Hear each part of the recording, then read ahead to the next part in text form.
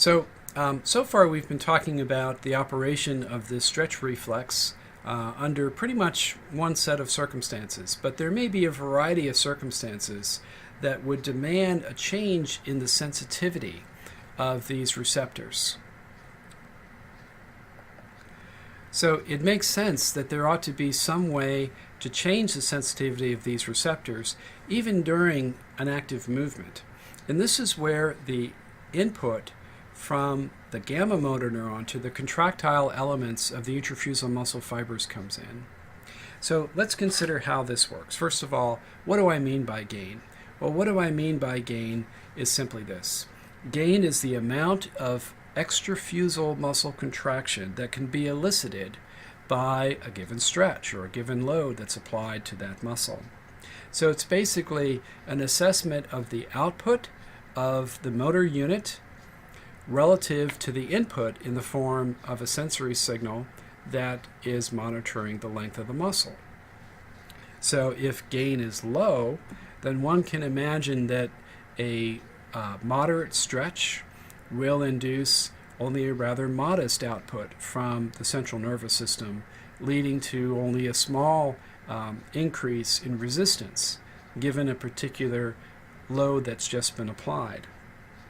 If gain is high, then you can imagine that the very same sensory stimulus will now elicit a much greater number of action potentials in the motor output to the muscle that was stretched, and a much larger increase in resistance given the very same sensory stimulus. So gain is a way of either dialing up or dialing down the volume, if you will, of this stretch reflex circuitry. So how is gain adjusted? Gain is adjusted by the output of our gamma motor neurons to the contractile elements of our intrafusal muscle fibers.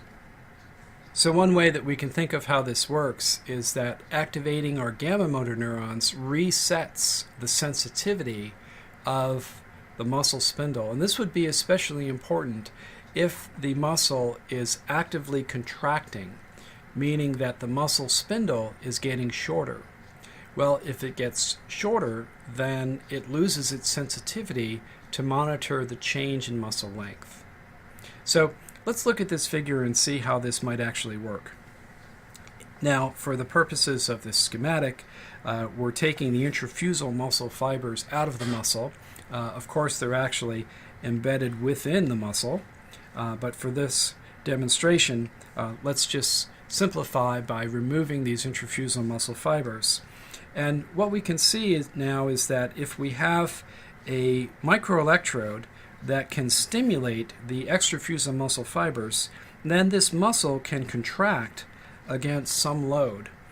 And if we do nothing to the muscle spindle, what we would see is that during the active contraction, the muscle spindle would grow silent. And that's because there is shortening of the muscle. And as the muscle shortens, then this intrafusal muscle fiber becomes somewhat lax.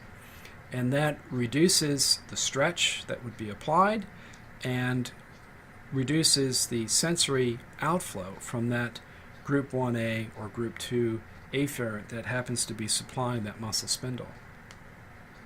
Now let's imagine that we repeat this experiment, only now, while we stimulate the alpha motor neuron, we also stimulate the gamma motor neuron. So here's the stimulation of the alpha motor neuron and concurrent stimulation of the gamma. So notice what's happening here. As this muscle is contracting and getting shorter, the activity recorded from this spindle afferent is filled in. And so this muscle spindle can remain sensitive to the dynamic aspects of length change, even while that overall muscle length is getting shorter. Now, these adjustments of gain, they can happen in lots of different contexts. In fact, they are probably happening all the time, and this can be highly adaptive because we move in a variety of situations with a variety of goals in mind. So the adjustments of gain are very much context dependent. So the gamma motor neuron activity can be adjusted relatively independently from the excitability of the alpha motor neurons. And this can largely be accomplished by descending inputs that are coming down mainly from the brainstem. We'll talk more about that in a subsequent tutorial. But note that the gamma motor neurons are key to adjusting the sensitivity of the muscle spindle. And that adjustment of sensitivity is itself something that can be governed from above. And you might imagine that this could be very important as we engage, for example, in sport, or perhaps as we're engaged in circumstances that require some sense of fight or flight. We can imagine that an increase in muscle spindle sensitivity is very good for generating explosive kinds of motor activities. So, for example, imagine being a sprinter on the blocks, ready to go when the starter pistol ignites. So we are ready, we're set. Well, we imagine that the gain of our muscle spindle system is probably increased during those moments of getting ready and set, because what we want to be able to do is to monitor a change in muscle length that might happen during this explosive outburst of motor activity that a sprinter would engage in as they exit the block at the sound of the starter's pistol. Well, that's just one example of how descending inputs can modulate the gain of gamma motor neurons. These adjustments very well may rely on descending inputs from the brainstem from parts of what we call the reticular formation of the brainstem that generate and then release in the spinal cord biogenic amine neurotransmitters. So these are transmitters that we consider to be neuromodulators because they have the effect of either increasing or decreasing the excitability of their postsynaptic targets. This is exactly what we might need if we're going to adjust the excitability of our gamma motor neurons, depending upon context. There's even evidence to suggest that the presynaptic terminals of our group 1A afferents themselves are subject to synaptic inhibition, and this would be a means of cutting off the incoming sensory signal independently of whatever adjustment of gain we might employ at the level of the gamma motor neuron. So either by adjusting the sensitivity of the spindle or perhaps interrupting the incoming sensory signals derived from that spindle, we can make the overall sensitivity of this muscle spindle system and its impact on the extrafusal muscle fiber something that can be exquisitely controlled. I think the power of gain control can be easily demonstrated.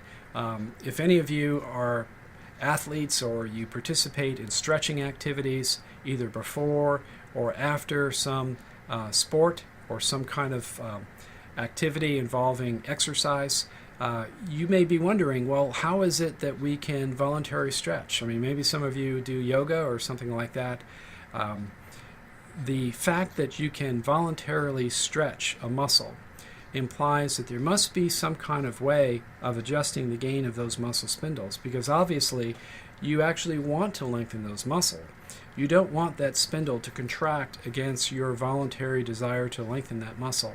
So that implies that there must be some descending control that will adjust either the gain of the muscle spindle via changing the excitability of the gamma motor neuron and or interrupting the incoming afferent signal that's arriving via that group 1A or group 2 afferent in the spinal cord. All of these considerations that we've been talking about so far pertaining to the muscle spindle are really critical for maintaining muscle tone. So muscle tone is simply the resting level of tension in a skeletal muscle. And this tension depends upon the firing rate of the alpha motor neurons that supply the extrafusal fibers of that muscle. The activity of those alpha motor neurons is what's regulated by the sensory feedback that's coming from the muscle spindle. And as we've already discussed, the gamma motor neuron then will be really critical for adjusting the sensitivity of that muscle spindle and therefore the sensory signal that is then impacting the output of the alpha motor neurons and therefore the tone of the muscle. You can imagine that if there is damage to the alpha motor neuron itself or the axons in the ventral root or the spinal nerve, there should be a catastrophic collapse of muscle tone, because those muscle fibers no longer are receiving their electrical signal from the central nervous system to maintain their resting level of tension. One might also imagine that there would be a catastrophic loss of muscle tone if there should be a disruption of the incoming sensory signals via the dorsal root. And that incoming sensory information is essential for maintaining the output of those alpha motor neurons. So damage either to the ventral horn, the dorsal horn, the ventral root, or the dorsal root, or perhaps the spinal nerve itself, all could produce a catastrophic loss of muscle tone. We call this hypotonia, or sometimes we call the muscle itself flaccid to refer to this catastrophic loss of muscle tone. Now, we'll see in a future tutorial that if there's damage not to this reflex circuitry of the spinal cord, but to the inputs that are arriving from higher levels, such as the brainstem or the motor cortex, one can eventually see exactly the opposite response, an increase in muscle tone. It's as if the gain of these segmental reflexes is turned up by a loss of descending inputs.